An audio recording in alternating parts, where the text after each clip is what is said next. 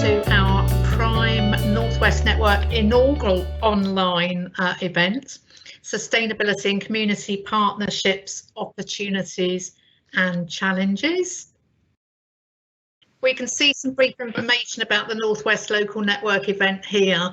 So the Northwest Network is one of 7 networks which offer a forum for academics, and we look to work with the wider community in promotion of principles of responsible management education through showcasing best practice. So as Anne introduced us, we're trying to organize PRME Northwest events, celebrating and showcasing various collaborations. And we are really excited and happy, guys, to have you on board and presenting there, showcasing various activities. So today our current team, unfortunately, Dr. Chris Doran cannot be with us.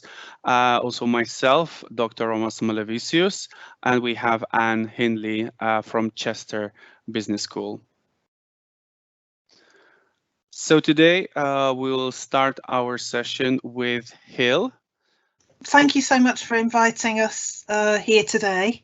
It's really inspiring. I was having a look at kind of what you're doing in the field of higher education with sustainability, and it's really needed. And what's interesting today, of course, is that we're talking about education at the other end and the younger people involved in our partnership, and I'm sure they'll have a lot to talk to you about later.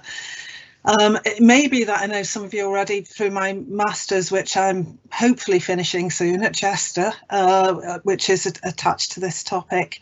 But I've been working in social change communications now for about 20 years, mostly as a consultant in the UK and overseas. And along the way, I've had a couple of proper jobs where I was Director of Communications at Alderhay Hospital, Children's Hospital, and most recently at Iceland as Head of Sustainability, where I helped develop and run their Doing It Right strategy. And I've been working with Iceland on this topic now for about 5 years, which has taken me from the swamps of Borneo to forests in Finland and schools and community projects and all over the place.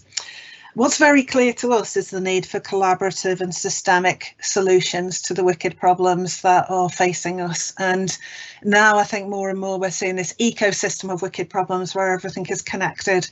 And it's quite clear that there is a real need for social innovation to solve those issues.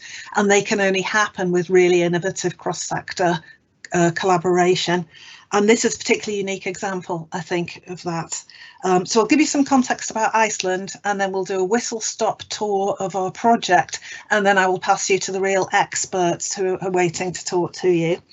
Most of you will have heard of Iceland, I think. It is a privately owned family business formed 51 years ago by Malcolm Walker, who's now Sir Malcolm Walker, from a little shop in Oswestry when he had the genius idea of selling loose frozen food, which actually might be coming back soon. So that's quite an interesting one.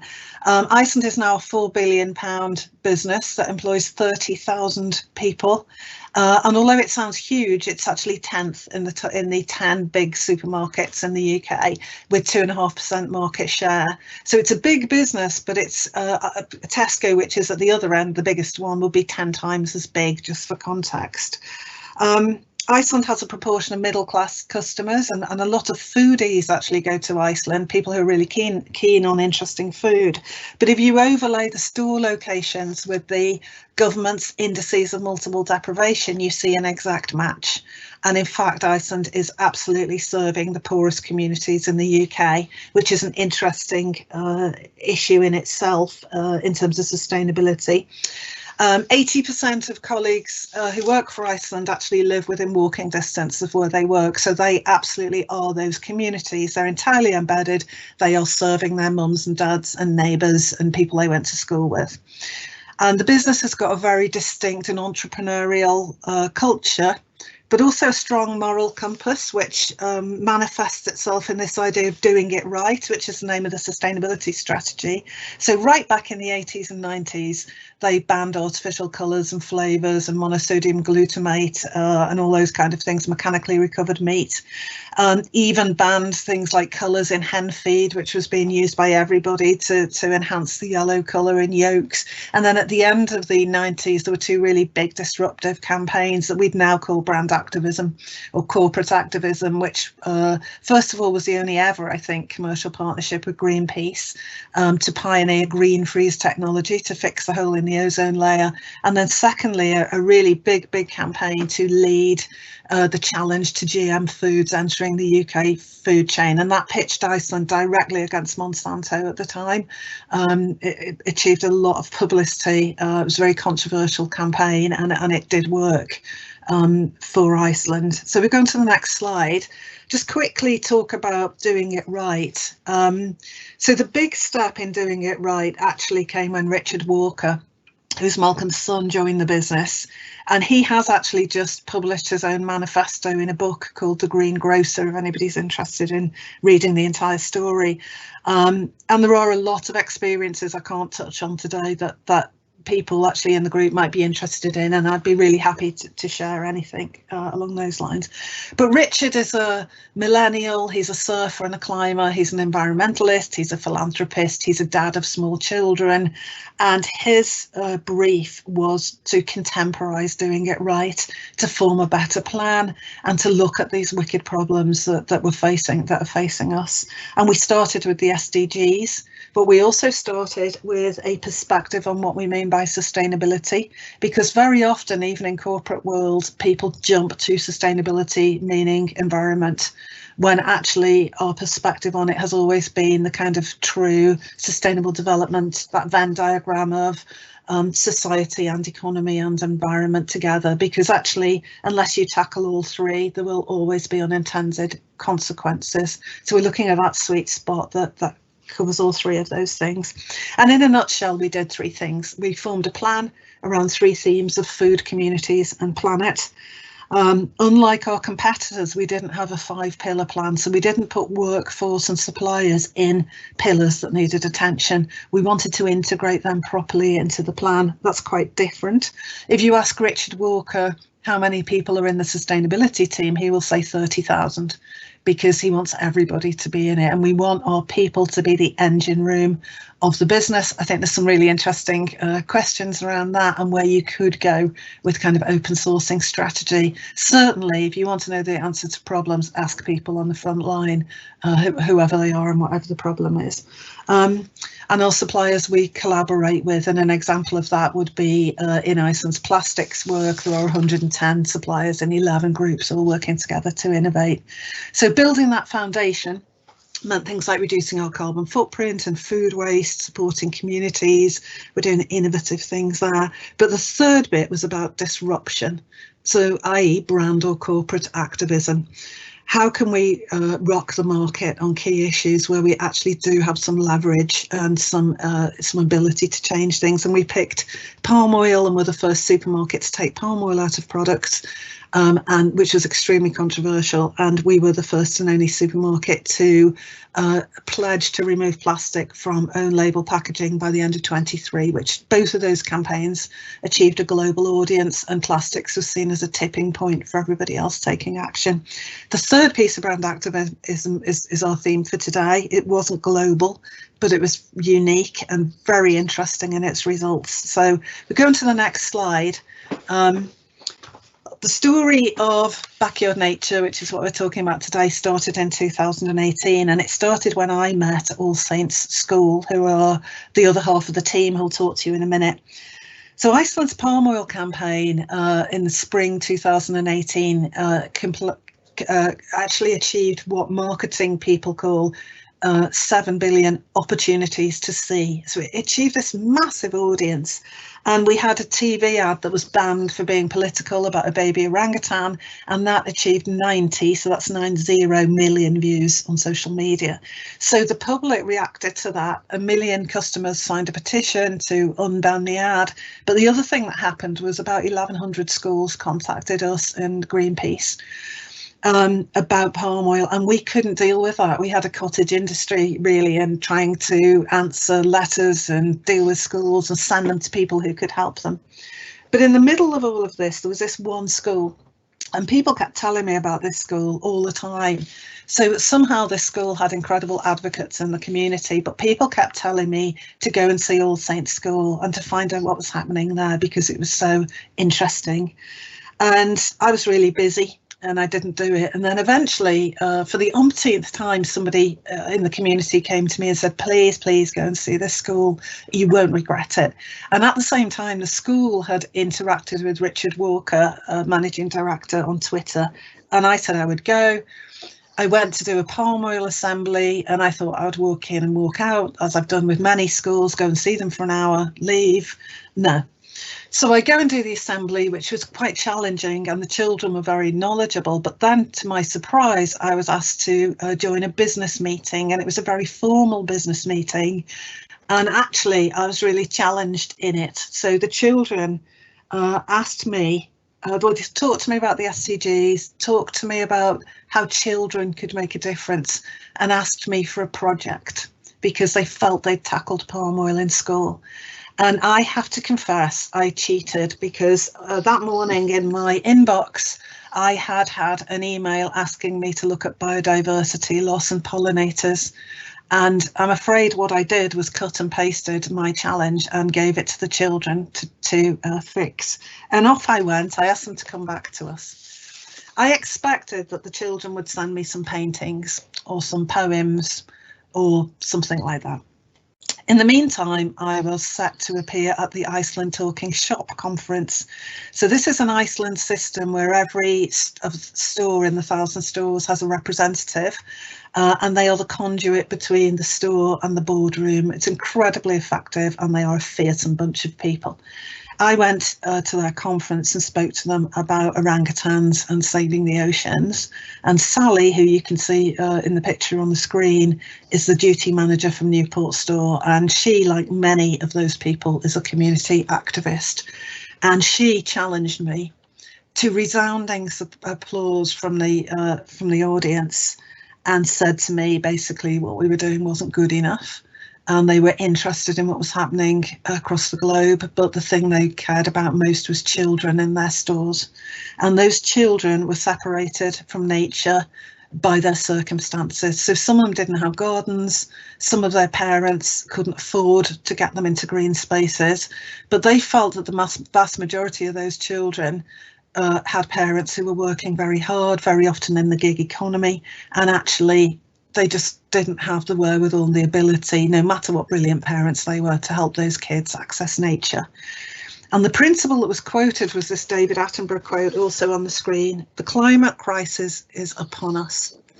We used to think that it was several generations away, but now it is Generation Alpha. It's the children we put to bed every night that we are handing this problem to, this horrific problem.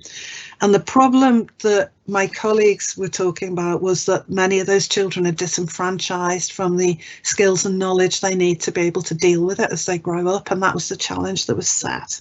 So fast forward, we made a decision to do something, a strategic decision. We didn't want to sponsor a charity because the charities in the space we felt weren't really helping. They weren't reaching this, what they would call a hard to reach audience, which is our heartland. We had a community platform called Samble on board who wanted to work with us, and we couldn't work out how to co-produce something with children. And then the Eco Emeralds arrived at head office, and with a jaw-dropping presentation, with brilliant, brilliant ideas. They knew our business, they knew our stores, they shopped in our stores, and they had incredibly sophisticated ideas about how to use the business to engage children. As a result of that meeting, which I'm sure they'll tell you about in a minute, they also bought Richard a book on SDGs and suggested he used them in business strategy, which was rather brilliant. But as a result of that meeting, Richard went to the Iceland Foundation, and we were given £300,000 to bring the children's ideas to life, and that's where we started. So let me rattle through the campaign for 5 minutes before the children speak to you. So next slide. Backyard Nature was the name of the project. And this came from the children and our colleagues who were talking about our own backyard, doing something on our own doorstep. But this idea of your patch, your planet came specifically from the children, because they were telling us their idea was if all children just looked after their patch, whatever that was, it might be a local patch of land, it might be their garden, it might be their veranda on their flat, it might be their walk to school. But if every child did that, they felt that they would be really contributing to the world. So we brought Semble on board to do the tech. We seconded Sally from Newport Store to keep our feet on the ground. And we brought in the Eco Emeralds as our production team. So if I go to the next slide, a very quick reminder of why this is important. It's important because I've actually said here 4.1 million of our children are in poverty. It's actually just been released as 4.3 million. There are 500,000 children now destitute in the UK, many with working parents. We know that at the same time our own species are massively in decline, so 40% of the species in those children's worlds in the UK are declining. But we've also got all kinds of issues about mental health, children being unable to access nature, and that's just bad for them on absolutely every level, and really impacts their future. So let's jump ahead to the next slide and the launch. So we created the campaign. We organised the launch at Coramsfield in London, which is an amazing social enterprise. You're only allowed in if you have a child with you. We had a group of colleagues came along, many in their own time, because they were so passionate about these children who ignited everybody's attention. The night after we'd set everything up, it was really badly vandalised. So the next morning, all of these people turned up and cleaned and fixed and built. And by 1 o'clock, it was all set up again, which was amazing. The children arrived from Liverpool. And our guests arrived, and our guests were the leading figures in environmental NGOs in the UK. So people from director level, people from WWF, those kind of charities. And they sat down to listen to the children. The children and Sally got on stage and they told their own story. We didn't script it. I didn't know what the children were going to say until I heard it for the first time myself in the audience. As a result of what they did, 22 charities agreed to partner on that day. And then, as the absolute beautiful end of the day, the Duchess of Cambridge, who had heard about the children, sent them a message of support and started a relationship with Kensington Palace that still continues. So quickly look at the next slide, which is the goals of the campaign. So there's three. First one is to make all children, but particularly and including those in poverty, have the opportunities to enjoy and protect nature and benefit from that. Our campaign goal is to build an army of 1 million nature guardians, and advocacy goal is to tackle deep-rooted inequalities in nature by having a more equal and accessible approach than exists at the moment. So those are the goals. If we look at the next slide just to see how it works. And it works in a really simple way with fun-free activities for children. So there's a tech platform which you can access, and we can give you the address for that. It's full of resources and activities from all our partners, and you can sign up to be a backyard nature guardian and look after your patch and have a direct relationship if you want to. There are seasonal missions, which I'll talk to you about in a second. And our charity partners actually share the site and really help in terms of resources and so on. So just move on to the next slide. So this is the seasonal missions. This was a direct idea of the Eco Emeralds, and in fact they completely co-created the first one. And so this is where we actually set children amazing missions and we help them to complete them. So the first one, this was the Eco Emeralds launch idea, and it exactly worked the way they planned it. We gave away 15 million wildflower seeds free of charge from our stores. You didn't have to shop, you just had to pop in and get them. And we worked with charities and the Bumblebee Trust West, and we got children all over the country planting seeds, which was quite amazing. The children wanted us to convert all of our Iceland home delivery vans into giant bees, and gave us a very complicated design to do that. But our fleet manager at Iceland actually took that on and created 2 giant bees exactly to their design. You can see one of them in the picture here. And then there's been a series of other seasonal missions, which are about feeding birds, building bug hotels and so on. And the autumn one is the really interesting one, because this was the point when Prince William turned up at All Saints School for a private visit to see what he could learn from the children. And there was the most amazing day with him working with the children. I'll leave them to talk to you about that. But as a result of that, he brought some cameras with him, and those children featured, they were the main feature really in his royal documentary. That went on ITV, it went to Australia, it's currently on the Discovery Channel in the United States with an audience of 80 million households. So these children in Anfield have really gone global since they started.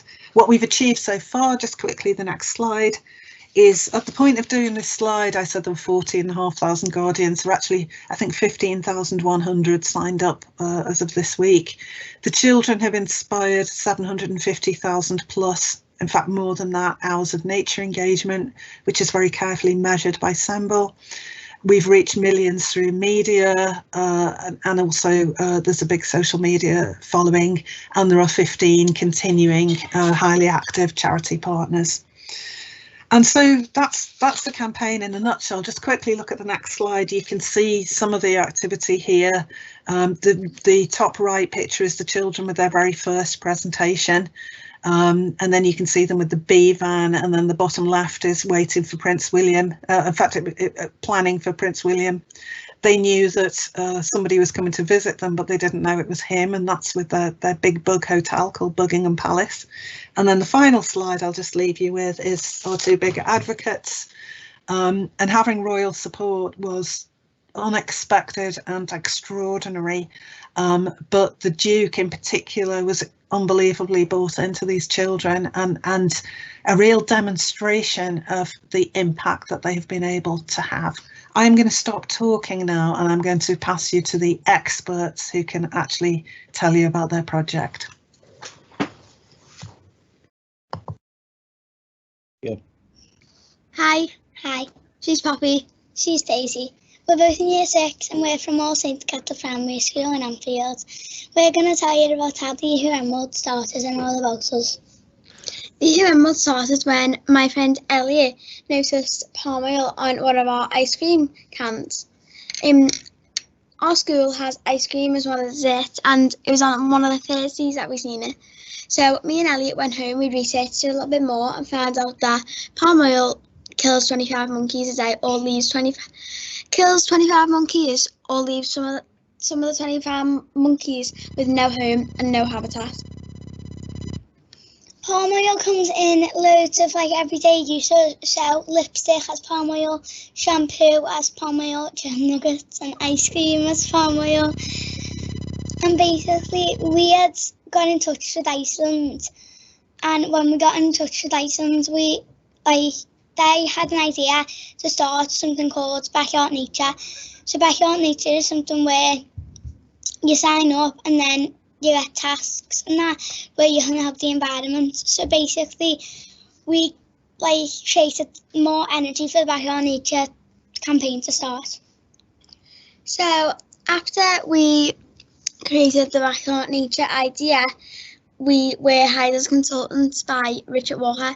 So we got in touch with Richard Walker for about a few weeks, and we started listing him some ideas. We had some of our prompts like the bee van, Backyard Nature, bee bombing, and the next thing we're going to tell you about is how bee bombing started. So we had the idea to give out free seeds, and then we started giving out free bee bombs. And then that's when we came up with the campaign idea for love bugs.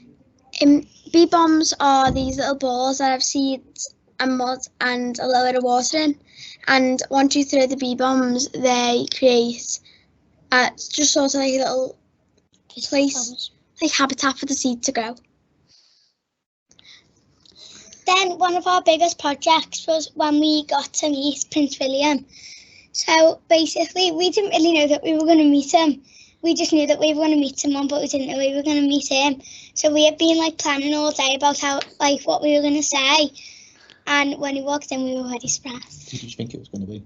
I don't know who I thought it was going to be, but I didn't think we thought it might have been someone like who owns a business or something, like a little bit of a good big business, but not. We didn't really expect Prince William.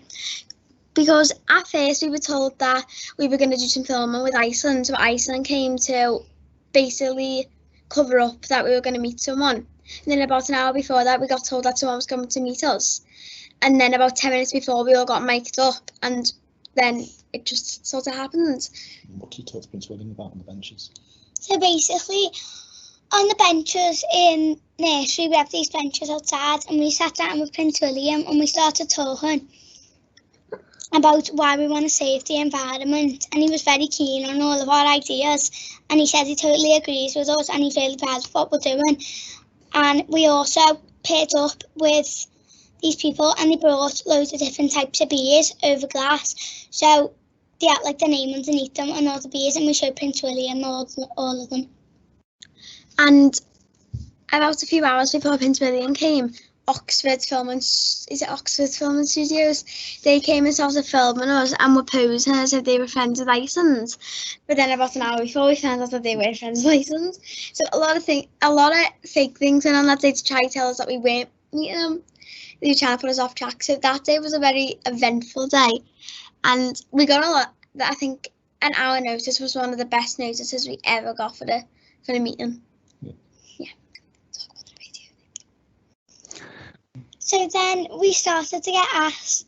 Then we got paired up with a radio. What radio was it? I think it was Merseyside. And we got paired up with the radio. And the main thing I remember about that is I set this height that was 4'6". So what we are doing next with the UN mod is we have recruited about 22 new UN mods. And in these past weeks, we're going to be, in these future weeks, we're going to be mentoring them and telling them how they can be future leaders, how they can make interesting videos and appeal them to little audiences and older audiences and their age audiences, and we're going to be sort of mentoring them to be like us. Also, we have some more plans, which are we're going to be planting some more meadows, and we're also adopting some more plots of land that are around our school. Like when we walk the sports centre to go to PA, there's this big triangle plot of land, and we've bought that, and we're going to be planting on it, and we're trying to get more places. So that's Poppy and Daisy. If you'd like to know how the school runs, you can speak to them. And additionally, there's the head teacher, Mr. Barnes, sat over here. That's right. I won't take up much of your time, because I'm sure that you've got lots of questions for Poppy and Daisy, who are quite used to doing these presentations now. Such has been the success of this really marvellous campaign, and we can't thank Hilary and Iceland and everybody who's been involved with supporting the children. You can see how much passion they have for what they're doing. I'd just like to make a few points really from a sort of school leadership point of view. And the first one, of course, is the fact that I'm here talking to you, and Matthew Farrell, the class teacher, is here, is an important point in itself, because nothing of this scale is possible if there isn't the support from the leadership of the school. That is absolutely crucial to gaining the agency of the wider community. It has to be led from the top. It has to be given that level of credibility, and it has to permeate the school culture. And what you've seen there with Poppy and with Daisy is a result of giving meaningful pupil voice. Too often it's used as a tick box.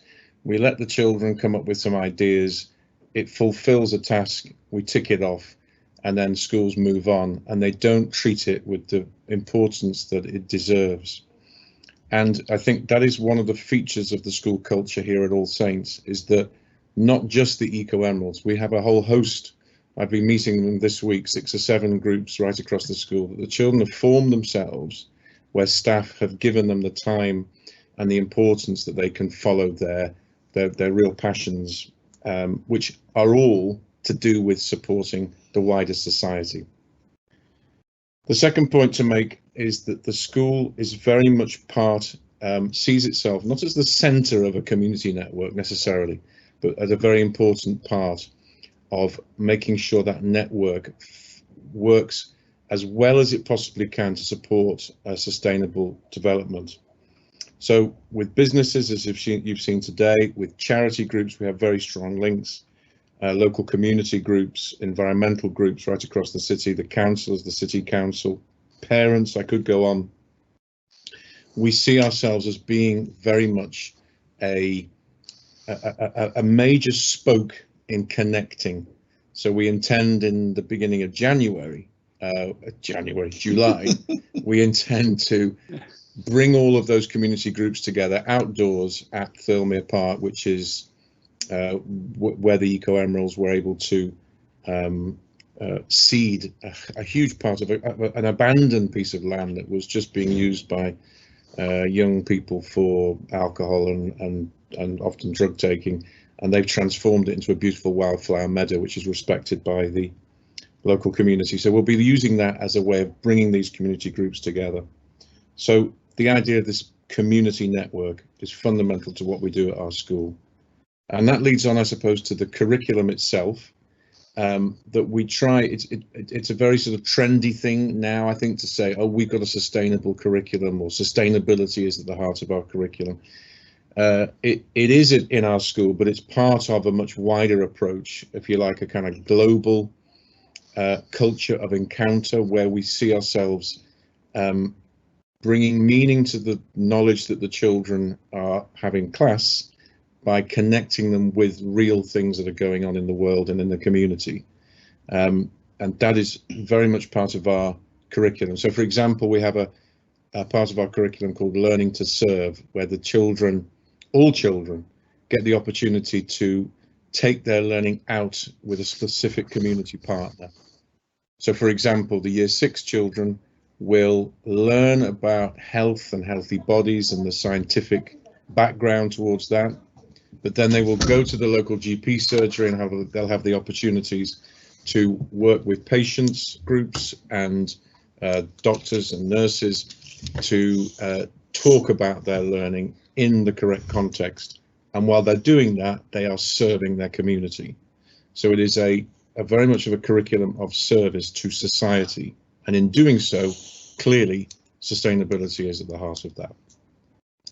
And then the final point I wanted to make was that of activism. And I suppose this comes back to pupil voice, that, again, we tend to be polarized as seeing activism as something which is outside of school, even striking from school, something separated. It's something that's done outside of education, instead of seeing it actually, if it's led properly within a school, it provides a very safe and controlled environment for children to learn about effective activism.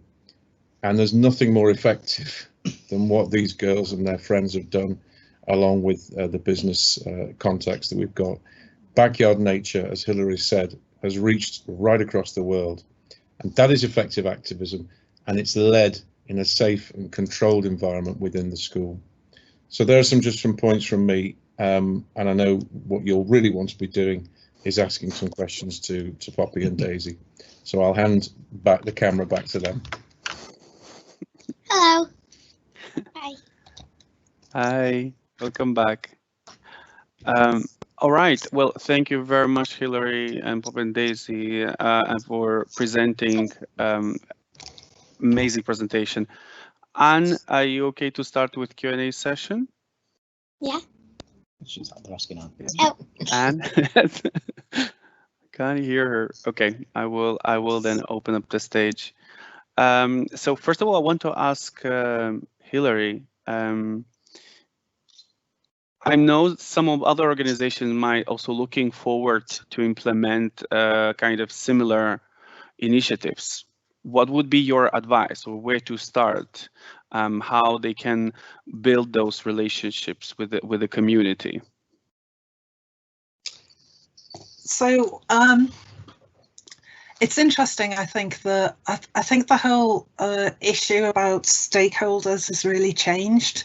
So I think there's a shift in businesses from traditional kind of corporate social responsibility now into sustainability, which is a bigger agenda, and then in some cases like us into activism. But with that comes a complete change in the way you need to look at stakeholders. And so I think there's different relationships developing now with stakeholders, and which are much more collaborative and much more about listening, symmetric kind of communications with them, not telling them things. And I think also there's some groups where the relationship is fundamentally changing. So one of those would be the relationship between NGOs and businesses, where at one point they seemed to be entirely about a kind of hunter-prey relationship where they were holding your feet to the fire, and now there's a much more pragmatic opportunity to work with people. So I think the opportunity is there. I think it's about, the starting point is listening and kind of witnessing. So one of the, I think, big lessons for leadership is to actually get out and see things and listen to people and talk to them in all of the areas of interest for the business. So at Iceland, Richard Walker has had a really interesting take on that. He's gone to see things for himself. So he went to the school, but he's equally been to food banks and everywhere else to hear people's point of view. And I think there's a point about when you come to develop strategy, trying to build in this idea of learned experience and co-design, because actually, you know, when we're struggling with things like food insecurity, which is a big issue in our communities, then actually it's the people at the hard end of that who actually often know what the issues are and how to solve them.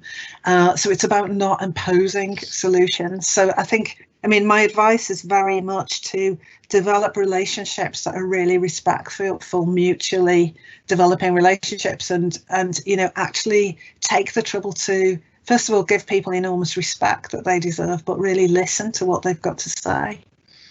Okay, thank you. And just another question, what would be the future projects and plans? How are you trying to take this further, or expansion and things like that? So with environmental issues, we've had two really big pieces of brand activism, and the plan really for the next year certainly is consolidating a lot of that work. So there's a very big pledge made, particularly about plastic. So there's now an enormous amount of work going on to hugely innovative work to make that happen. And so there's been a big reduction in plastic, but it's all about innovation and working with people. So there's a huge emphasis on that. And then also enhancing the scope of some of the foundation work that I talked about. So for instance, Iceland has reduced its carbon footprint by, I think, 74%, if I remember correctly, but that's in its scope 1 and 2 emissions, the things it controls, where actually the really big impactful stuff is in the supply chain and with customers.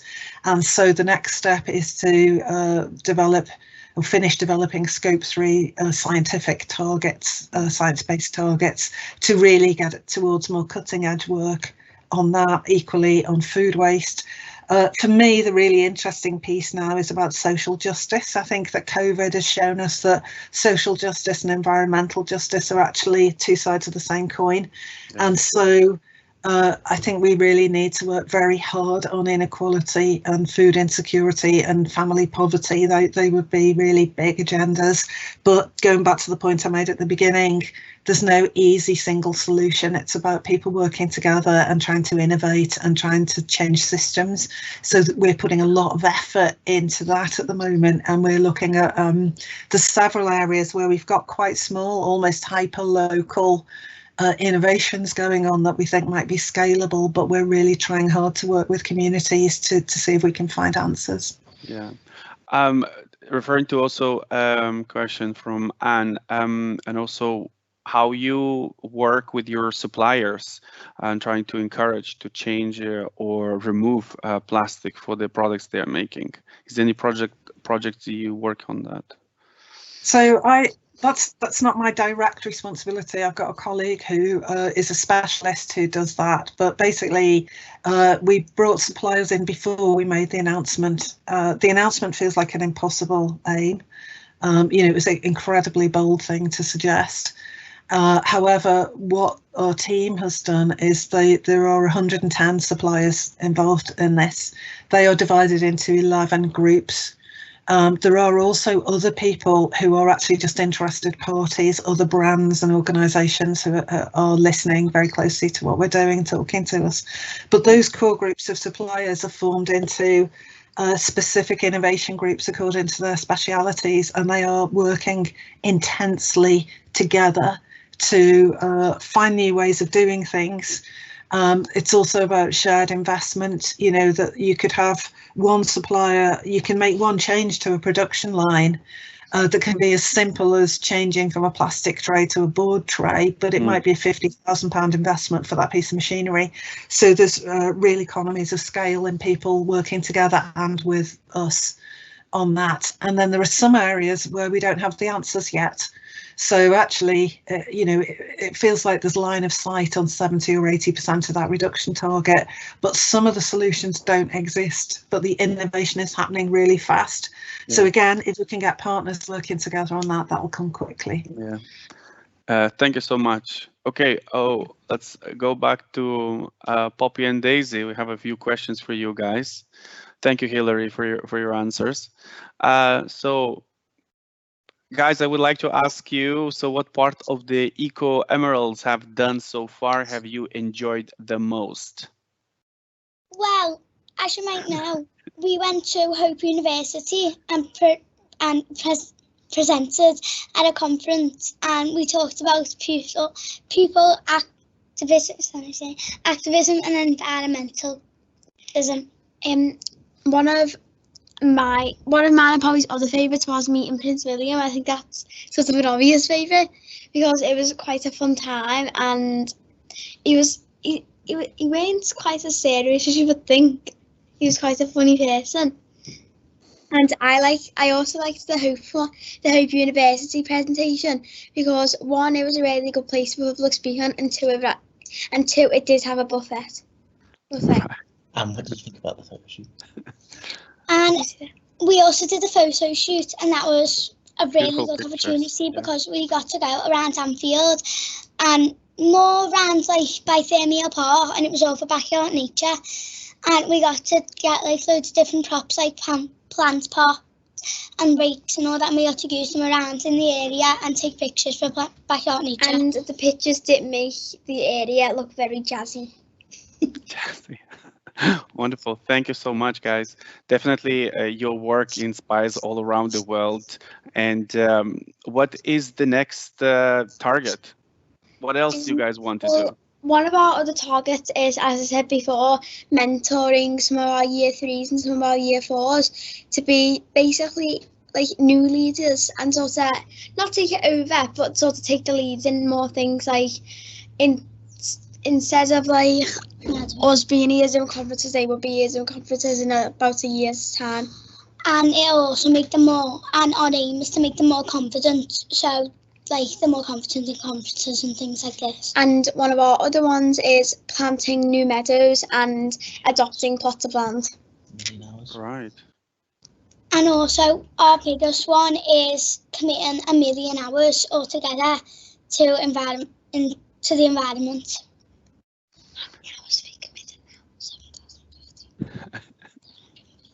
Yeah. And right now we're on 750 hours. 750,000 hours. Perfect. Thank you so much. So another question, how does it feel to know that so many people around the world are getting ideas from you? Do you know what any of them are doing now? Well, some people are planting bee bombs, as we said, and also some people are just coming up with their own ideas, like in us. Who are the people we had a video chat with? And we had a video chat with a few months ago, an environmentalist group just like us was it Scotland? It was Scotland, and one thing that was actually quite really good actually was, do you want to mention this? Yeah, was basically, I think, a squirrel. I think it was a red-haired squirrel. I think it's called a red-haired squirrel. Basically, they have loads of them in Scotland, and I think it fell down from a tree. So basically, they took it in, like, to their house, and they kept, like, care of it while it was healing. So we've met a few environmental groups who have done most things like us, but that group was working on, we've met and we've partnered with an ocean group, and we partner with, they're doing what we're trying to do, but they're more on pollution. Yeah, it's Sea Savers in Liverpool. Yeah, they're called Sea Savers in Liverpool. In Liverpool. Right. Thank you so much. That's definitely sounds inspiring, and we're looking forward to see what more you guys come up with. I would like to ask you a few questions for Jeremy. Can we see Jeremy? Yes. Thank you. Jeremy, were you surprised at the reaction you received from Iceland and how committed they are to working with you? Yes and no. I wasn't surprised in that I've got tremendous faith in the children as advocates, and I was sure that they would gain the attention of organisations such as Iceland. But I was surprised with the level of support and passion from Iceland, and I think Hil and myself have often felt all the way through this that there's been something else at work, something sort of special, a special ingredient there that's just made us feel that there's a bit of magic around it, and it's just gone from strength to strength. So yes and no. Thank you. You definitely must be really proud of the achievements of Poppy and Daisy did. Also, you mentioned some areas, you talk about the formal curriculum, and I would like to know to what extent you're trying to incorporate or address sustainable development goals into the curriculum. The main way we do it is we've adopted the British, there's a sort of set of very strong values through the British Council that many organisations have adopted: power and governance, social justice. And what we've done is we've created cross-curricular themes that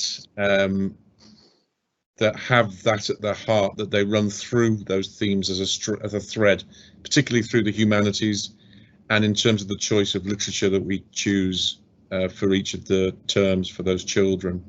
So that's one of the main ways.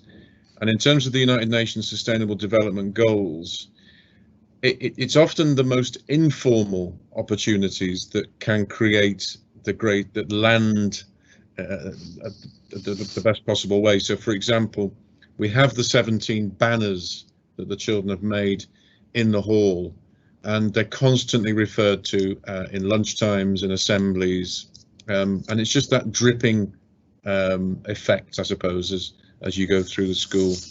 So yes, we have the formal methods through the British Council values and goals, but we also have a lot of informal that goes on as well. So what would be your, thank you for your answer, what would be your advice for other similar institutions, how they could approach and engage with the local community or the local businesses? Well, I think the biggest advice is what I said right at the beginning, which is that it has to be from the top. Nothing is going to happen unless the governance of the organisation and the senior leadership of the organisation is 100% committed to it. Otherwise, it just simply won't succeed. And sadly, we are in an environment where that is, in some respects, dissuaded by the powers that be. So it's not easy for governors and head teachers to take that approach, but that would be my biggest advice. You can't, the community links that we've got in the city and the wider national and international links, I'm involved with them. You know, it's not that I'm a control freak necessarily, but I have to be involved with them because they need to know that I lend it the credibility that it deserves. Yeah. Thank you so much. All right, I want to just few more questions from Anne share with Hillary. Let me just put you right. So Anne would like to know about palm oil. Iceland has focused on removal from food products, but Chester Zoo, for example, wanted to go down the sustainable palm oil route. How do you navigate these conscious subjects? Yeah, I mean, it's a really, palm oil is a really interesting and turned into quite a controversial campaign.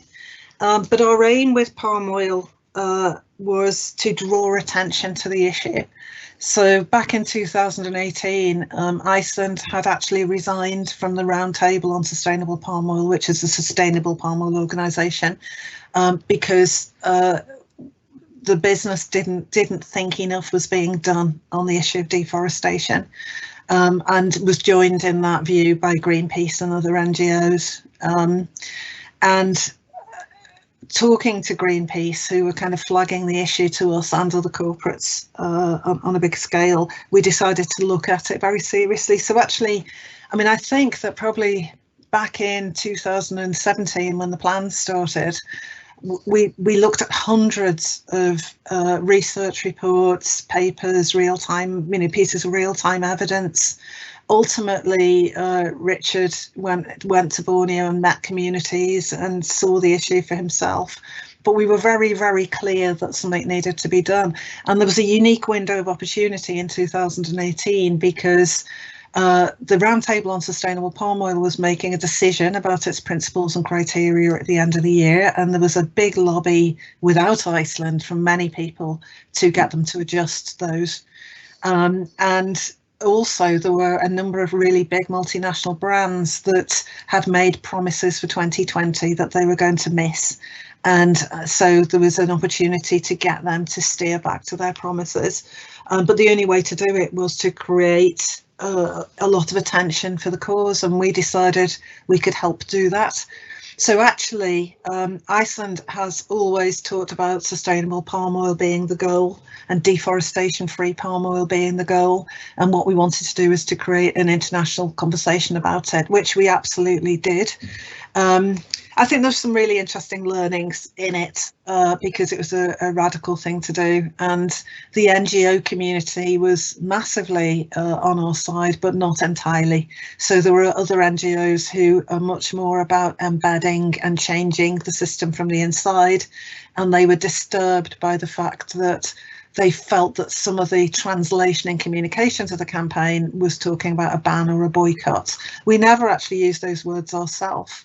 But in the kind of populist interpretation of the campaign, you can see how that happened to an extent. So Iceland really stands by its campaign, and as a result of it, I mean, as one example, Google searches for palm oil went up 10,000%. You know, there was huge public interest in it, and some really leading environmentalists applauded the campaign because they thought there'd been a massive shift in public attention, and that could only be a helpful thing.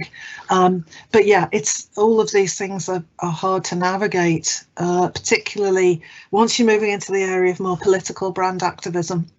There are interesting consequences. So, you know, I mean, it's documented that the Malaysian and Indonesian governments actually had issues with what the company was doing, and hadn't talked to our government about it, and had threatened to withdraw contracts and all that kind of thing. So, yeah, really interesting consequences of the campaign that are, I think, part of us all learning about corporate activism as it kind of spreads. It feels like corporate activism, contemporary corporate activism, has started with a vengeance in the United States as a kind of Trump reaction, but we're now seeing it spread more widely. I think we're all learning about it as communicators.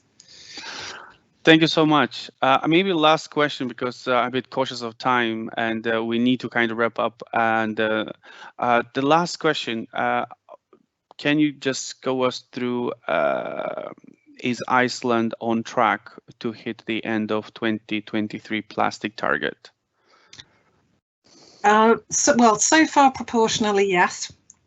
So it's going well. It's incredibly hard work, and I think for every 10 trials that happen, 9 don't work. So it's an iterative process. It's taking a lot of time and investment and hard work. So yes, on track in terms of kind of halfway through the campaign. It will undoubtedly get harder as it goes on, because the easy things get done first. There's still, real line of sight on doing more things that will be achievable.